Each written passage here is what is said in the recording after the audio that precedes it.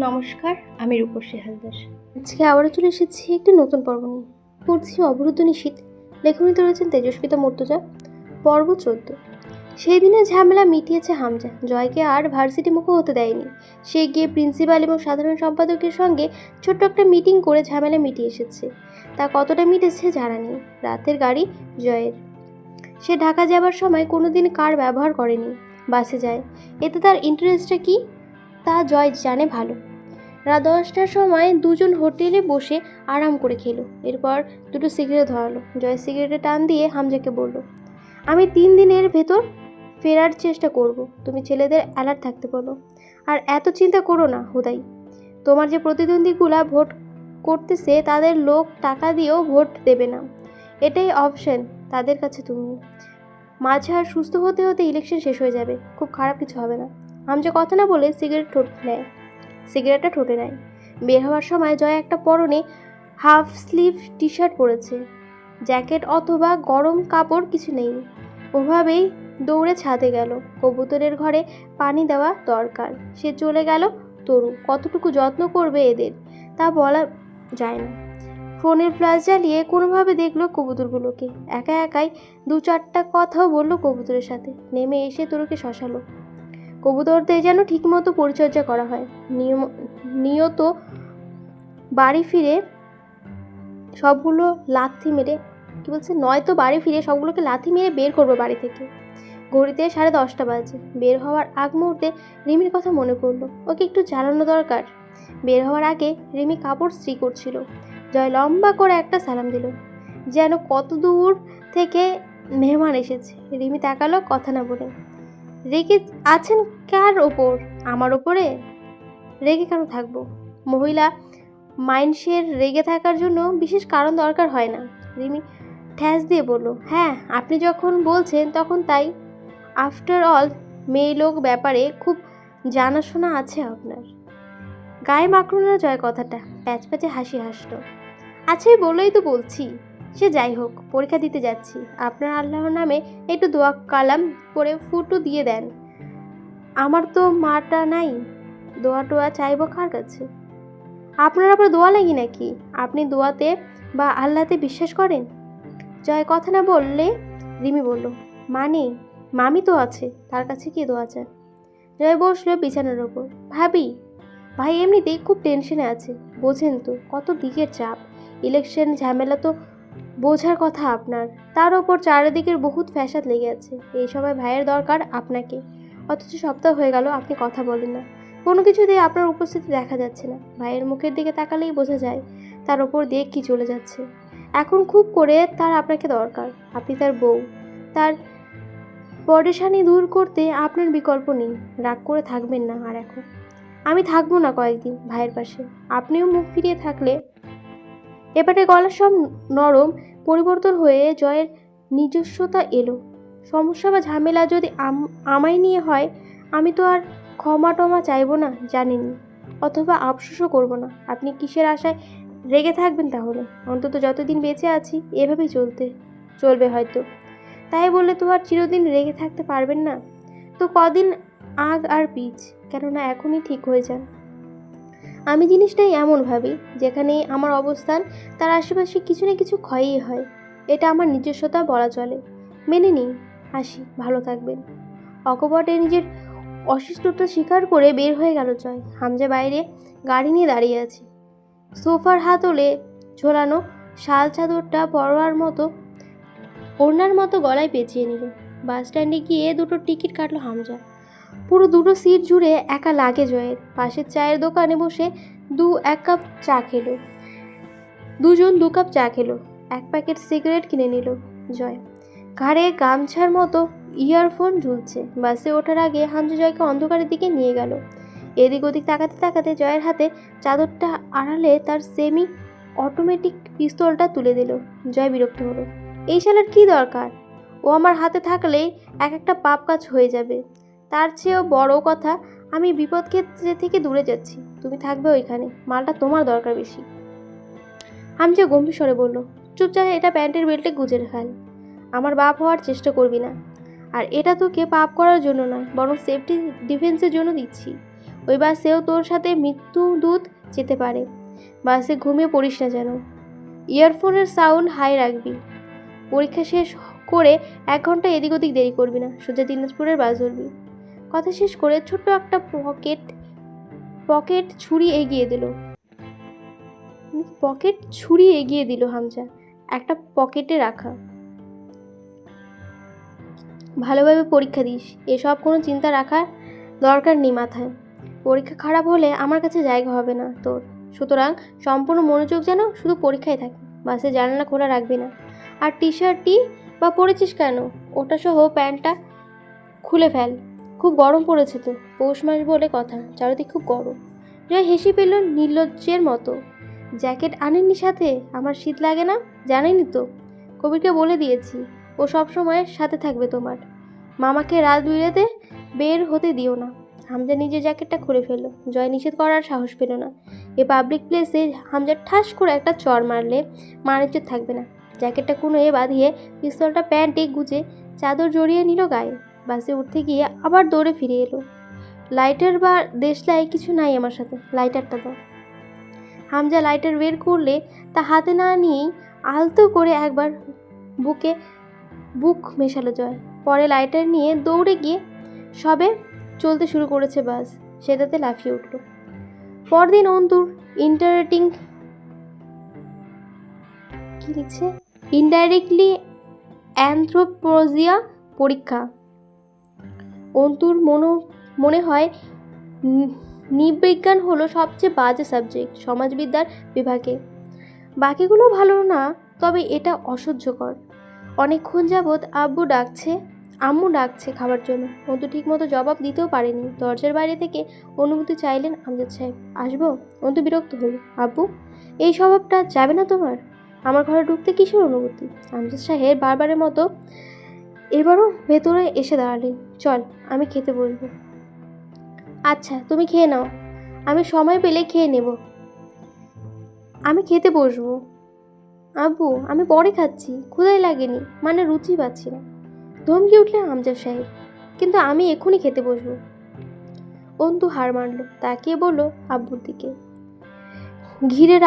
ঘিয়ে রাঙ্গা শাল জড়ানো লম্বাটে চেহারা, চাপদাড়িতে মেহেন্দি। আমজাদ সাহেব জিজ্ঞাসা করলেন, তাকিয়ে আছিস কেন? একটু বসন্ত আব্বু। ছিটিয়ে থাকা বই খাতাগুলোকে সরিয়ে দিল অন্তু। আমজাদ সাহেব বসলেন, জিজ্ঞাসা করলেন, এভাবে চেয়ে আছিস কেন? কি হয়েছে? প্রস্তুতি ভালো তো? অন্তুর খাতায় এগিয়ে নিলেন, তাতে চোখ বুলিয়ে বললেন, লেখার লাইন এখনও ঠিকমতো সোজা হয়নি। হাসলো অন্তু, আমি সোজা হয়েছি। আমি বেত হাতে করা বাদ দিয়েছি যে। অন্তু হেসে ফেলল। বেত হাতে করলে খামোখা ভয় পেতাম। তখন যদি বুঝতাম তুমি শুধুই ভয় দেখাতে বেত দেখাচ্ছ, এত ডিসিপ্লিন ভালো মেয়ে হতাম না আমি, প্রমিস। এসে ফেললেন আমজাদ সাহেব। এখন বেত হাতে তুললে ঠিক মারবো। চল, তোর আম্মা বসে আছে, দেরি হলে ছোটোখাটো ঘূর্ণিঝড় বয়ে যাবে। একটা প্রশ্ন করব? না, আগে খেতে চল। ধান্দাবাজি আমার সাথে চলবে না। না খেয়ে পরীক্ষা দিতে যায় কেউ? অন্তু চেয়ে রইল কিছুক্ষণ আব্বুর দিকে। চোখ দুটো সজল হয়ে উঠল, অল্প পানি ঝলমল করছে। হুমায়ুন আহমেদ বলেছেন, হিমুরা পকেট টাকা নিয়ে ঘোরে না। অন্তু সেটাকে নিজের মতো করে বলে। অন্তুরা কান্না করে না। আজও একবার নিজেকে কথাটা বলে গলাটা কড়া করার চেষ্টা করলো। আব্বু, সবার আব্বু তোমার মতো হয় না কেন, তাই না? হাসলে আমজাদ সাহেব। আমি কেমন রে অন্তু? অন্তু বুঝি বলতে পারে মুখে এই কথা, তার কান্না পাচ্ছে, কিন্তু অন্তুরা কাঁদে না। সে কান্না গিলে বলল, মোটামুটি ভালো না। ফের হাসলেন আমজাদ সাহেব। আমি জীবনে বিশেষ কিছু দেইনি তোকে, শুধু নিজের কর্তব্য পালন করার চেষ্টা করেছি। শেষ অবধি সেটারও সুষ্ঠুভাবে পারিনি। সেই সব ধরে রাখিস না। আমার তো মা নেই। তোকে মাঝে মধ্যেই মাম্মা বলে রাখি। এই সুযোগটা কেনার সামর্থ্য আমার নেই। তুই বিনামূল্যে দিয়ে রেখেছিস, তার বদলে কি দিতে পেরেছি তোকে? অন্তু সহ্য করতে পারল না। বুকের ভার বাদ মানতে পারবে না বেশিক্ষণ। চোখ বুজে অনুরোধ করার মতো বলে উঠল, চুপ করো আব্বু, চুপ করো আব্বু। রিজিকে সামলালো। আব্বুর দিকে তাকিয়ে অন্তিকের কথা মনে পড়ে মুখ মলিন হলো না। যারা কম হাসে তাদের হঠাৎ হাসি মিলিয়ে দেওয়ায় সাহস ওতে নেই, বিশেষ করে আব্বুর। হুট করে আব্বুর উড়োতে মাথা রেখে শুয়ে পড়লো। এভাবে ছোটবেলায় সে আব্বুর উড়োতে মাথা রেখে পড়া শিখতো আব্বুর কাছে, ওভাবেই ঘুমিয়ে গেল। আমজাদ সাহেব আবার ডেকে তুলতেন জোর করে খাওয়ানোর জন্য। নিষ্ঠুর লাগতো তখন আব্বুকে কাঁচা ঘুম ভাঙিয়ে ভাত খাইয়ে দেওয়া, সকালে টেনে তুলে স্কুলে নিয়ে যাওয়া। অন্তু রাস্তাটা কোনো দিন আব্বুর হাত ছাড়েনি, ধরে পার হয়েছে হাত। এটা আঙ্গুলের মাথা ধরতো, পুরো হাত ধরলে সে আব্বুর ওপর পুরোপুরি নির্ভর হয়ে পড়বে, নিজের ওপর আত্মবিশ্বাস হারিয়ে ফেলবে। অথচ আব্বুর হাতের আঙ্গুল ধরা ছাড়া পার হতে সে জানে না। আমজাদ সাহেব অন্তুর উস্কো খুস্কো চুলে আলতো হাত রেখে বললেন, চল খেয়ে নি। তোর মা আজ বাড়ি ছাড়া করবে আমাদের। হঠাৎই নিজের জীবনে আব্বু সত্তাটার সমস্তটুকু উপস্থিত যেন বুকের ভেতর এক থলে তরল আবেগ হয়ে জমেছে। ভার অনুভব হচ্ছে বুকের ওপর সেই তরল। চোখ ফিরিয়ে নিল, বই খাতা গোছাতে গোছাতে আনমনে নিজের স্বভাবসুলভ দীর্ঘ গলায় বলল, আব্বু শোনো, তুমি আবার কোনো দিন আমায় রেখে চলে টলে যেও না, বুঝলে? আমি কিন্তু রাস্তাটা পার হতে শিখিনি এখনো। তুমি না জোর করলে খেতে যাওয়ার অভ্যাসটাও হয়নি এখনো। আরও অনেক সমস্যা। আমজাদ সাহেব কেমন করে যেন হাসলেন। শিখে যাবে সব। মানুষ অভিযোগ ক্ষমতার সম্পূর্ণ প্রাণী অন্তু। সামাজিক কোনো মানুষকে জঙ্গলে ফেলে আসলে সে 4 পায়ে চলতে অবধি শিখে যায় বেঁচে থাকার তাগিদে। অন্তু দিশেহারা হয়ে তাকায়, অস্ফুট ডাকে, আব্বু। থেমে আবার ডাকে, তোমার যাওয়ার হলে আমার সঙ্গে নেবে প্লিজ। আমি আত্মনির্ভরশীল, কিন্তু তোমার আঙ্গুলের ডগা আঁকড়ে ধরে যে অংশ দিয়ে ওইটুকু তো ফাঁকা। তোমার আঙ্গুলটা সর্বক্ষণ খুব দরকার আমার।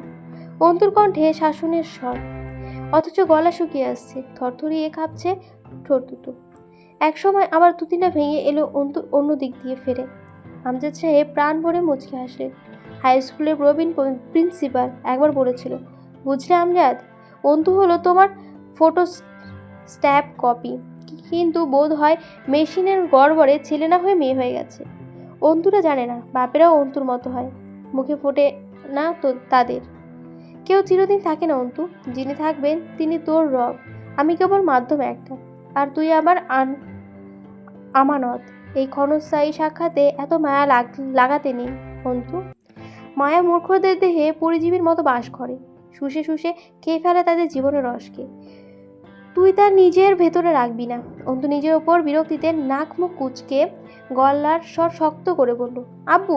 হুট করে এত বুকে হাহাকার লাগছে কেন বলো তো? আমজাদ সাহেব হেসে হাত নেড়ে ইশারা করলেন, এদিকে আয়। অন্তু মেঝেতে বসে আব্বুর উড়োতে মাথা ঠেকায়। কখনো এভাবে প্রকাশ করা হয়নি এসব, আজ ঠেকানো দায় হচ্ছে। অন্তুর মাথায় হাত রাখলেন তিনি, আমি আছি, যতদিন আছি আমি আছি। আমি না থাকলে থাকার কালে যা আসবে তোর ওপর, তার দায় আমায় দিস না। সাধারণ এক মানুষ হয়ে এত ওজন বয়ে নিতে পারবো না আমি। অন্তু মুখ তুলল। তিনি হাতটা শক্ত করে চেপে ধরলেন অন্তু, যেন অদম্য এক সাহস তিনি অন্তুর ভেতরে প্রবেশ করানোর চেষ্টা চালাচ্ছে। আমি থাকবো না চিরদিন, কিন্তু তোকে নিজের জীবনদশা কাটিয়ে তবে রবের কাছে ফিরতে হবে। জীবন একটা চক্র, জীবন একটা রণক্ষেত্র। সেখানে তোর হাতিয়ার হলো আত্মবিশ্বাস আর ঢাল হলো ধৈর্য। এই দুটোকে সবসময় শান দিয়ে পিড়ে সজ্জিত করে রাখবি। মনে রাখবি, ধৈর্য নামক ঢালটা যেন বেশ পুরু হয়, ছোট কটা আঘাতে কারো কণাগুলো ছিটকে না যায়। যে পথে পা বাড়াতে চলেছিস এই সমাজ তোকে ভালো রাখবে না অন্তু। ভালো থাকাটা ঠিক আমারও পছন্দ নয়, কারণ যেখানে এই জগৎ সংসারকে ভালো রাখার একমাত্র অপশন হলো অন্য কারো জীবনযাপন, সেখানে অন্যায়কে অবলম্বন করে ভালো থাকতে চাওয়ার বোকামি আমি করিনি। তাই তোকে আর বাধা দিইনি এই দুর্গম পথে এগিয়ে যাওয়ার থেকে। আমজাদ সাহেব হাঁটতে হাঁটতে বললেন, সবসময় মনে রাখবি, যা ঘটেছে তা ভয়ঙ্কর নয়, কারণ তা তোর সামনে রয়েছে। সেই অনুযায়ী অবস্থা নিয়ে বা মোকাবেলা করতে পারবি তুই, কিন্তু ভবিষ্যতে যা ঘটবে তার সম্বন্ধে কোনো কিঞ্চিত ধারণা নেই। সুতরাং সেটা হলো বেখরবের উঠে আসা তাণ্ডবপূর্ণ ঝড়, যার পূর্বাভাস বা সচেতনতা নেই তোর কাছে, আর যার সম্বন্ধে জানিস না। তার বিরুদ্ধে ব্যবস্থা নেওয়া যায় না, সেটা হোক ভয়ঙ্কর, অর্থাৎ ভবিষ্যতে যা আসছে তার তুলনায় সামনে থাকা বিপদ খুব নগণ্য, দুর্বল এক ফাঁকা মাত্র।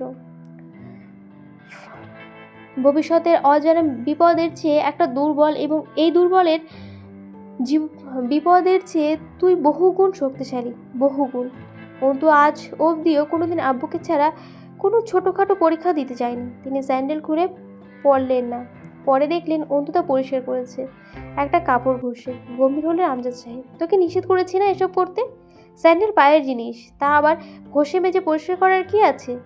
সুফিয়ানা ভালো না, তুই আর কোনোদিন স্যান্ডেল পরিষ্কার করবি না। অন্তু পাত্তা দিল না। রাস্তার ধারে দাঁড়িয়ে বারবার বরাবরের মতো আব্বুর আঙ্গুলের ডগাটা নিজের তর্জনী আঙ্গুল দিয়ে জড়িয়ে ধরেছিল অন্তু। ভার্সিটি ঢুকে বুকে কম্পন বাড়ল। না জানি কোন দিক থেকে জয়ামিনী এসে দাঁড়ায়। আমজাদ সাহেব ফাইলটা অন্তুর হাতে ধরিয়ে দিয়ে কিছুক্ষণ উপদেশ দিলেন, যেন অন্তু কিন্ডারগার্ডেনের শিক্ষার্থী এবং সে যাচ্ছে পরীক্ষা দিতে। তাকে শিখিয়ে পড়িয়ে দিচ্ছেন আমজাদ সাহেব। অন্তু হাসল। আমজাদ সাহেব পকেট থেকে 100 টাকার একটা নোট বের করে বললেন, আবার নিতে আসবো নাকি চলে যেতে পারবি? কিন্তু ঘাড় নাড়ল। আসতে হবে না, আমি চলে যাব। যতক্ষণ বিল্ডিংয়ের ভেতর ঢুকে বারান্দা পার হলো ততক্ষণ অপলক চেয়ে রইলেন আমজাদ সাহেব। অন্তু আড়াল হলে অল্প সিক্ত চোখটা ওপরের দিকে তুলে ভেজা ভাবটা শুকোনোর চেষ্টা করলেন। আজ অন্তু 2য় বর্ষের ফাইনাল দিতে ঢুকেছে। কদিন পরে এলএলবির চূড়ান্ত পরীক্ষা আসবে। তখন এভাবে এগিয়ে চাতক পাখির মতো চেয়ে থাকবেন তিনি, অন্তু বের হবার অপেক্ষায়। কদিন বাদে মাস্টার থেকে তিনি অ্যাডভোকেট মেহজাবিন আর্মির অন্তুর বাবা হতে চলেছেন। বুকটা ভরে উঠল, চোখ জ্বালা করতে শুরু করে উঠল। অন্তু বড় হয়ে গেছে। এই তো কদিন আগে হাত ধরে স্কুল ড্রেস পরে মাথায় 2টি ঝুঁটি বেঁধে স্কুলে যেত অন্তু। আমজাদ সাহেব চোখ ফেরালেন। আস্তে করে হেঁটে বেরিয়ে এলেন ভার্সিটির ফটক পেরিয়ে। পরীক্ষা শেষ নাই করতে পিয়ন এলো হলে। অন্তু তখন হিমশিম খাচ্ছে লেখা শেষ করতে। অল্প সময় বাকি, লেখা অনেক। তার মাঝে পিয়ন জানালো মনোয়ারা রেহমান নিজের কক্ষে ডেকে পাঠিয়েছেন আর্মিনকে। পর্বটা এখানে শেষ হয়ে গেল। কেমন লাগলো অবশ্যই জানাবেন। ভালো লাগলে অবশ্যই লাইক, কমেন্ট এবং সাবস্ক্রাইব করে দেবেন। ধন্যবাদ।